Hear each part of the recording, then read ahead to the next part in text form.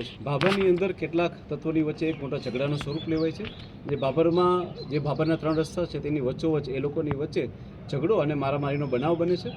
આ બાબતની જાણ થતાં તુરંત જ અમારી લોકલ પોલીસ તથા એલસીબી એસઓજીનો સ્ટાફ અને અમારા એએસપી જે છે એ ઘટના સ્થળે પહોંચી જાય છે. ઘટનાનું સ્વરૂપ લઈ અને ફરિયાદ દાખલ કરવામાં આવે છે અને ત્યારબાદ માત્ર થોડા કલાકોની અંદર જ 7 જેટલા આરોપીને અટક કરવામાં આવે છે. આ આખા બનાવની બાબતમાં જો વાત કરવામાં આવે તો તારીખ 30/4/2025ના રોજ સાંજે આશરે 6 કલાકે મુકેશભાઈ ઠાકોર નામના વ્યક્તિ પોતાનો છોટા હાથી ગાડી લઈને નીકળે છે.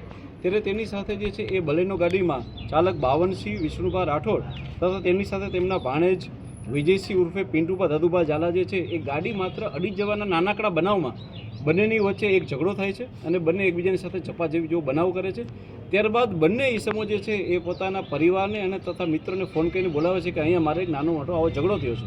અને ત્યારબાદ તેમના પરિવારજનો અને તેમના મિત્રો આવી અને એકબીજાની સામે વધારે મોટો ઝઘડો કરે છે અને ત્યારબાદ જે છે એ હોસ્પિટલની અંદર તે લોકોને દાખલ કરવામાં આવે છે. આ ઘટનાની જાણ થતાં પોલીસે આની અંદર ફરિયાદ દાખલ કરી છે.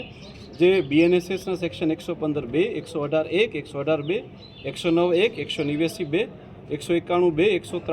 193(3), 190, 296(b) અને 351(3) મુજબ દાખલ કરવામાં આવી છે. અને પોલીસે અત્યાર સુધીમાં પોતાના નેટવર્કનો ઉપયોગ કરીને અને ટેકનિકલ એનાલિસિસ દ્વારા 7 જેટલા આરોપીઓ એટલે કે બાવનસિંહ વિષ્ણુભા રાઠોડ, વિજયસિંહ પિન્ટુભા ઝાલા, લાલભા રાઠોડ, સુરતસિંહ જયંતિભા રાઠોડ, ચંદનસિંહ વખતુભા રાઠોડ, ઋષિરાજ વખતુભા રાઠોડ અને કુલદીપસિંહ પ્રતાપસિંહ રાઠોડને પોતાના માધ્યમથી પકડી લીધા છે અને હાલમાં તેઓને જે છે રાઉન્ડ અપ કરેલા છે.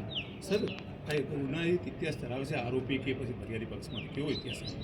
હું આપ સર્વને મીડિયાને જણાવવા માંગીશ કે આમાં બંને પક્ષ એટલે કે જે લોકોની માથાકૂટ થયેલી છે એ તમામ બંને પક્ષ જે છે એ ગુનાહિત ઇતિહાસ ધરાવે છે.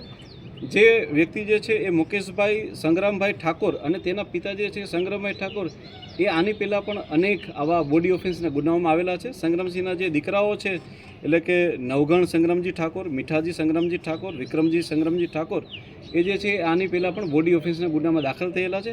આ સિવાય જે આરોપી પક્ષ જે છે તેની અંદરથી બી સુરતસિંહ જયંતિભા રાઠોડ, ચંદનજી વખતુભા રાઠોડ, ઋષિરાજ, કુલદીપસિંહ અને જયદીપસિંહ આ તમામની વચ્ચે પણ જે છે એ આની પહેલાં બોડી ઓફેન્સના ગુનાઓ દાખલ કરવામાં આવેલા છે. આ ઘટના બની સર એના ઉપરથી બનાસકાંઠા જિલ્લાને સમાજ વચ્ચે વિવાદો ઉભા થઈ ઘટના તેને લઈને કેવી કાર્યવાહી પોલીસ કરશે અને કેવો ગુનાહિત કેસ ન બને પરિવાર આવું બનાવેલા?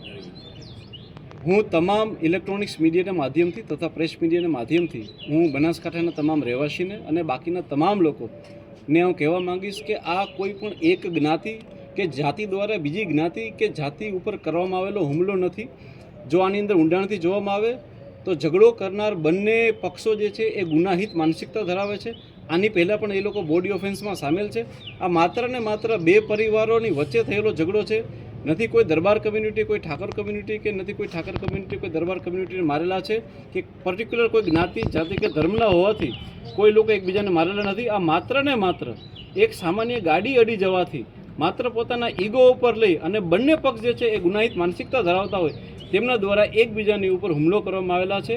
આની સાથે કોઈ પણ જ્ઞાતિ જાતિ કે ધર્મને કોઈ લેવા દેવા નથી. એટલે હું તમામ લોકોને અપીલ કરવા માંગીશ કે તમામ લોકો જે એ બિલકુલ શાંતિ જાળવશે અને જો એ લોકોને ક્યાંય કન્ફ્યુઝન હોય તો અમારા પોલીસનો કોન્ટેક્ટ કરશે. પરંતુ કોઈ પણ વ્યક્તિ કોઈ પણ જ્ઞાતિ કે જાતિની વિરુદ્ધ જે છે એ નિવેદનો, આવેદનો કે ત્યારબાદ જે છે એ સોશિયલ મીડિયા ઉપર ટીકા ટિપ્પણી ટાળશે.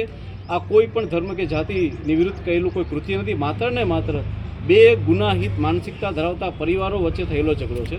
Thank you. જી સર, આના કારણે બજારને જે ભોગ બનવું પડ્યું ગઈકાલે, બજારો બંધ કરાવી, ધોકા લાકડીઓ થઈ, કોઈ લારીઓ ઉછાળી, આ બાબતે પોલીસ શું કાર્યવાહી કરશે? એવા કોઈ પણ તત્વો કે જેણે કોઈ લારી ગલ્લાને નુકસાન પહોંચાડ્યું હશે કે કોઈ પણ જગ્યાએ જે છે એમણે બંધ કર્યું હશે, આ તત્વોની વિરુદ્ધ પણ કાયદેસરની કાર્યવાહી કરવામાં આવશે. અને આની અંદર પણ જે તત્વો હશે એ કોઈ પણ જ્ઞાતિ જાતિના હશે. હું તમારા મીડિયાના માધ્યમથી જણાવવા માંગીશ કે આવા અપરાધીઓને કોઈ જ્ઞાતિ નથી હોતી, કોઈ જાતિ નથી હોતી, કોઈ ધર્મ નથી હોતો. આમનો માત્ર એક જ હોય છે ને તે છે તેમનો અપરાધીઓ.